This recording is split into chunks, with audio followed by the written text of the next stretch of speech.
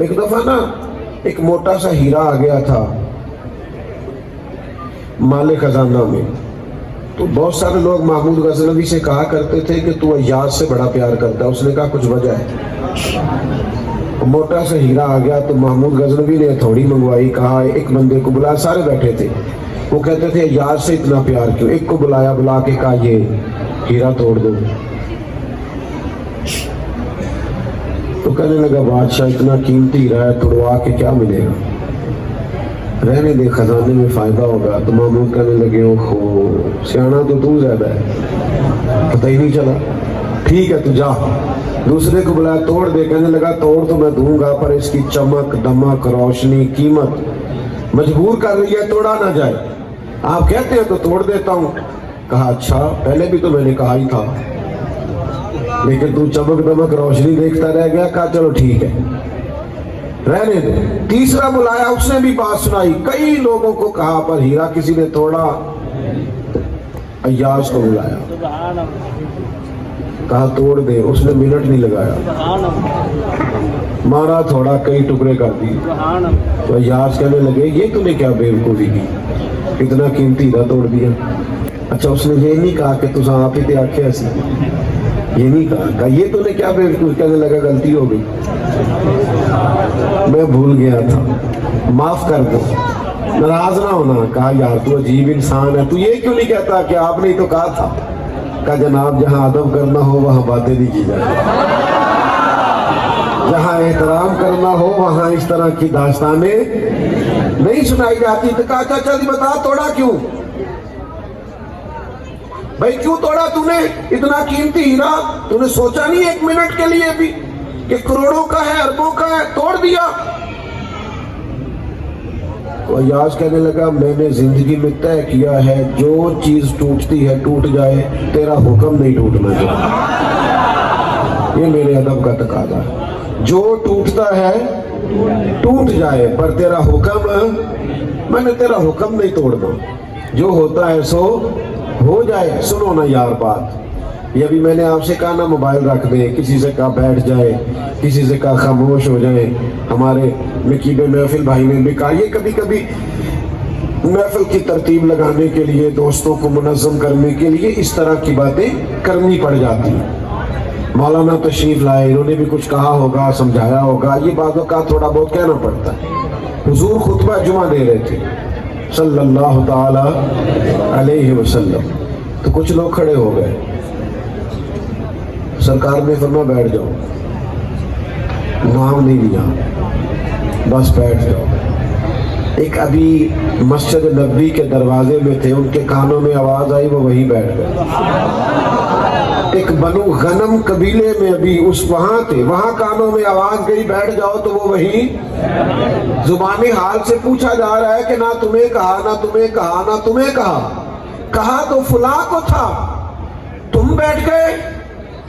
کہا آپ نے نام تو نہیں نہ لیا کہ سانو قید سجن دا گہنا ہے، وہ جینج رکھے ساؤنج رہنا ہے. ہم نے نہ کبھی قطرے پہ غور کیا اور نہ دریا دیکھا، بس جہاں تیری جھلک دیکھی وہیں ڈوب گئے.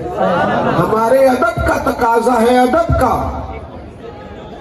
لوگ کہتے ہیں کہ تم لوگوں کو ادب ہی کراتے رہتے ہو، ہم تعلیمات پہ عمل کرنے کی بات کرتے ہیں. میں نے کہا ہم بھی تعلیمات، ہم سے زیادہ نہیں آپ تعلیمات بیان کر سکتے، لیکن جو ادب نہیں کرے گا وہ تعلیم پہ عمل کیسے کرے گا؟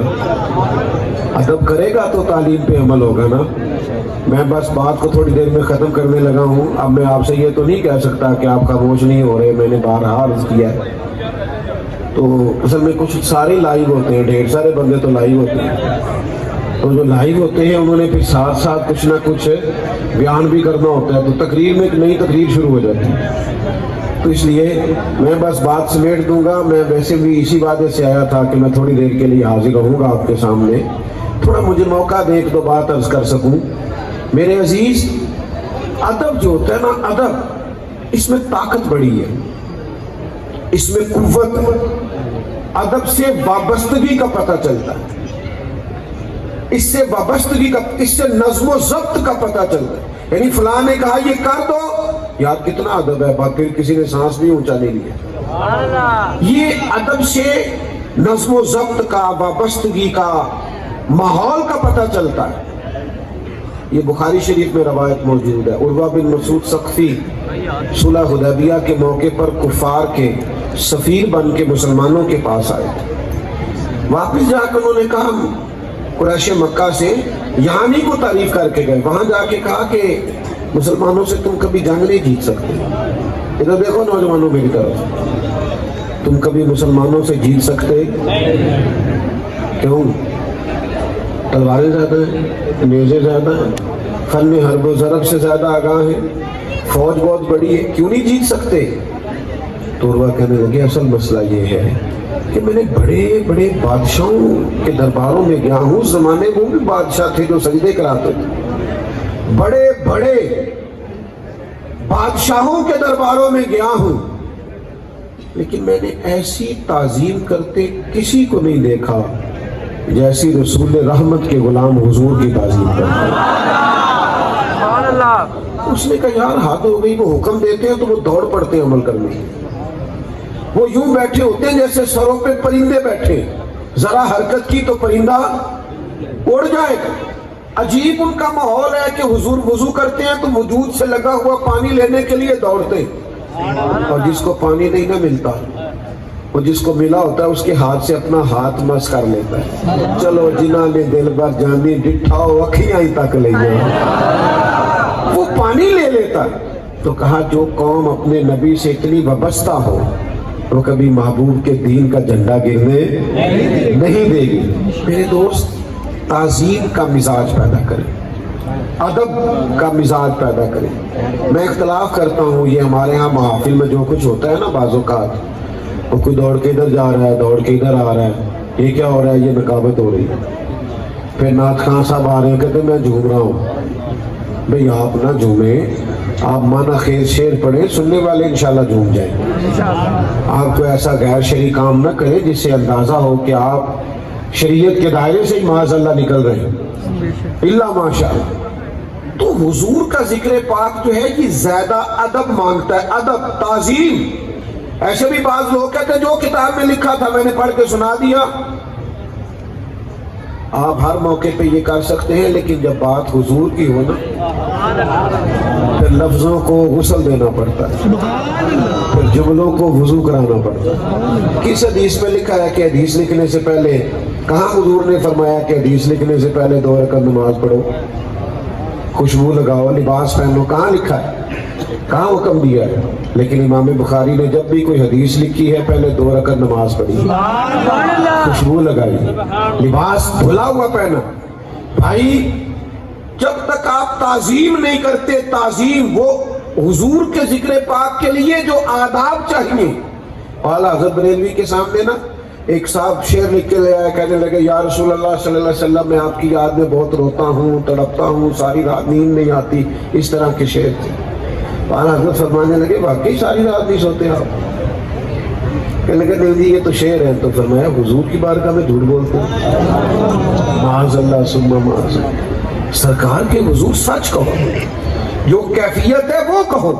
ए पाए नजर होश में आ, ये कुव्वे नबी है, आंखों से भी चलना यहाँ बेअदबी है। तो आप सरकार के हुजूर जब हाजिर होंगे तो कमाल अदब से, कमाल एहतराम से, हरम की जमीन और कदम रख के चलना। अरे सर का मौका है वो जाने वाला, खूबसूरत लबो लहजे में, खूबसूरत अंदाज में। 2 भाई इकट्ठे बैठे हुए, छोटा भाई बड़ा भाई। छोटा जो है उसकी तालीम भी ज्यादा है, पैसे भी ज्यादा कमाता है और शोहरत भी ज्यादा है। तो बड़े की तालीम भी कोई नहीं, पैसे भी कोई नहीं, शोहरत भी कोई नहीं। लेकिन दोनों इकट्ठे बैठे हो तो एक बंदा पूछ ले तुम में से बड़ा कौन है? तो तालीम बतानी है कि उम्र? जल्दी बताओ यार। पैसे बताने हैं कि उम्र? शोहरत बतानी है कि उम्र? यही होता है। बड़ा कौन है? वो कहता है ये मेरे भाईजान बड़े। बड़ा खुद भी कहता है जी मैं बड़ा हूँ, ये छोटा है। ऐसे ही होता है ना, चाहे जितना मर्जी आगे निकल जाए। हुजूर अलैहिस्सलाम के चचा हैं जनाब अब्बास। किसी ने पूछा आप बड़े हैं कि हुजूर? तो जो पूछ रहा है पता उसे भी है कि नबी पाक इमामुल अंबिया है, सैयदुर रुसुल है। उसे पता है कि सरकार का दर्जा और मकाम क्या है। उसने कहा आप बड़े हैं कि हुजूर? तो ये है हुजूर की बारगाह का अदब। हजरत अब्बास चचा हैं पर फिर भी उस शख्स से फरमाने लगे क्या पूछा, मैं बड़ा हूं कि हुजूर? पता था उमर पूछ रहे। कहने लगे ये जरा जवाब देखना। कहने लगे बड़े तो हुजूर ही हैं, पैदा पहले मैं हुआ था। बड़े हुजूर ही हैं, पैदा पहले। तो भाई आदाब का मैं बात समेटने लगा हूं। अपने वालिदैन का अदब कभी ना छोड़ना। यारों को फोन करते हो ना, आज रोटी बाहर खानी है, कभी कभी अब्बा जी को भी करो, अब्बा जी आज आपने मेरे बगैर खाना नहीं खाना। एक दिन फोन करो तो सही, उस दिन उन्हें दवाई नहीं खानी पड़े। एक दिन फोन करो, एक दिन अम्मा का अदब करो, अम्मा जी आज मेरे बगैर खाना ना खाना, करो तो सही यार। अपने उस्ताद साहब के पास लेके जाओ ना तोहफा, अपने शेख का अदब करो ना, अपने बड़े भाई का एहतराम करो। आप इकराम करना शुरू कर दें, सोसाइटी में खूबसूरती पैदा होने लगे, माहौल में हुस्न आने लगेगा। अल्लामा इस्माइल हक की रवायत लाए हैं। एक शख्स ने अर्ज किया था कि मैं जो काम भी करता हूँ मेरे काम में बरकत नहीं होती, नुकसान हो जाता है। तो फरमाया तू कहीं सफेद दाढ़ी वालों को पुष्ट करके तो नहीं चलता? एहतराम करोगे तो बरकतें आएंगी, एहतराम करोगे तो करम होगा। अदब करें, एहतराम करें।